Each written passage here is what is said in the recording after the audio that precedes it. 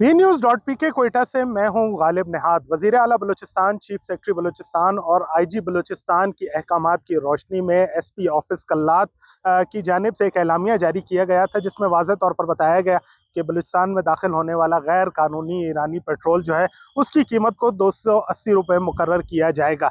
इस खबर के आने के बाद ये सवालात गर्दिश करने लगे कि क्या ईरानी पेट्रोल को हुकूमत बलूचिस्तान की जानिब से लीगल कर दिया गया है। इस हवाले से वी न्यूज़ ने जो सूबाई वज़ीर सेहत हैं बख्त काकड़, उनसे बात की तो उन्होंने बताया कि बिल्कुल ईरानी पेट्रोल को जो है वो लीगल नहीं किया गया और हुकूमत पाकिस्तान की जानिब से जो पाकिस्तानी पेट्रोल है उसकी कीमतें कम की गई थी। हुकूमत बलूचिस्तान इन प्राइसेस को देख रहा है। दूसरी जानिब डिप्टी कमिश्नर बलूचिस्तान ने भी इस हवाले से तरदीद की है और उन्होंने कहा है कि जो ईरानी पंप है उसे बिल्कुल तौर पर कानूनी नहीं किया गया, अलबत्ता जो गैर कानूनी ईरानी पंप से उन पे कार्रवाइयों का सिलसिला जारी है।